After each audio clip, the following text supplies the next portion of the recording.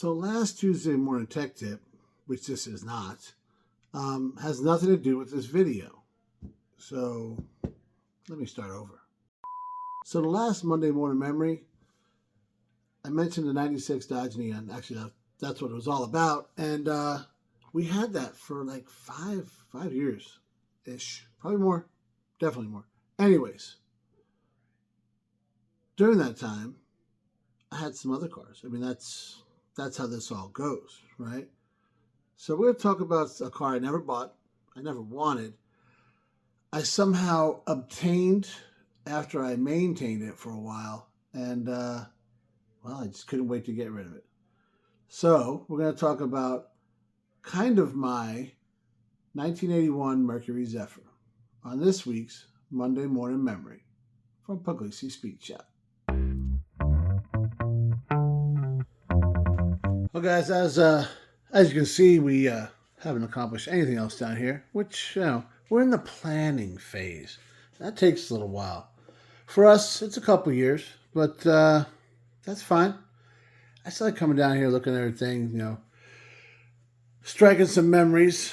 So we're going to roll over here to my book and see what we're going to talk about this week. We talked about the Neon last week.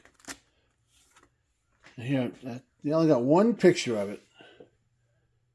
There's old Nicky Meatballs sitting on top of his prized possession that he actually went halves on with my brother Anthony. I think I mentioned this before, but my brother Anthony joined the Navy about a year after I did, and we were lucky enough to be stationed together in San Diego on the same ship and actually did a deployment together. So it's pretty dope. Leading up to that, I was pretty much set up down there in San Diego. We had an apartment in the ghetto. There might have been like a family of roaches that lived there, but it's all we could afford, right? So they didn't pay you to live off the ship until you were like married or a certain rank, and we were neither. So me and 4 of the dudes, I think it was, got a 3-bedroom apartment, and that's what we did. And then Anthony moved in, and then Megan moved in down the road or whatever. We just, there was a guy that just lived in his chair. He slept in his recliner. That was his bedroom. And there was one guy Anthony ended up beating up. He deserved it, so don't worry about that. But these are things that happen when you're younger, right? Kind of like when you're walking past a bank and there's an 81 Mercury Zephyr in all of its glory, right? Sitting there in a parking lot for $200. And you think to yourself, I need this, which is exactly what happened to Anthony and Nick. So they got $100 a piece, and they bought this car. And it actually ran really well. It had the straight 6 200 in it. There was some other issues, but they fired it up and like, sounds great, $200. Boom, drove it home. Now, in some of these stories, guys, you've probably realized there's some activity that is not always the most legal. This story is no different. Okay. In California, the tags stay with the car, right? So this had a blue tag on it from the 80s, and there you go, right? So they took that upon themselves as this thing's registered, and they started to drive it. Now, also back then, you couldn't get on the base without stickers. You had to have a little base sticker that identified you in the military. They later realized that was not a great idea, but that's what we had at the time. So he couldn't get it on base. So, well, he could get on base, he didn't have insurance, which at the time was also not required in San Diego. So, I guess it really wasn't that much of illegal activity as just really stupid laws, all right? But that insurance thing changed shortly after they got this vehicle. This vehicle may be the reason why that changed, if I'm being honest. But so they would drive it to work, park outside the base, walk onto the base. They loved this thing. They loved it because it was dirt cheap and it actually ran good. It took care of them for, I don't know, a month, 2 maybe. And then I'm sitting in front of the apartment and then I see this cloud of smoke. And out through the middle of it comes the Zephyr. And I'm like, what the hell are they doing? So it's making all sorts of horrendous noises. And I was like, what happened? And they're like, I don't know, man. We got to work. It was overheating. It was boiling over. All this stuff. So what'd you do? No, we came outside. It wasn't overheating anymore after work, so we just drove it home. Jeez. I opened the hood. Clearly, there's no coolant left, right? And there was a hole about tip of my pinky, probably maybe a little bigger, on top of the thermostat housing, and it was that's where it all came out of. It was coated, and that's all that was wrong. We dumped water in this thing. We got another thermostat housing for $4 at the parts house. The thing was great. It was all right. And then they got a radio from the pawn shop. That's where we bought everything back then, by the way. It's also where we sold everything when we needed money. But I think it was $10 for a pullout with the turn knob and actually had a dial. Guys, this was pure class. All right. I put that in there for them. They loved it. They thought they were just, it was fun. They drove it for another month or two, and then it didn't want to start. I remember it was clogged up, guys. The car, everything was just sat for a while.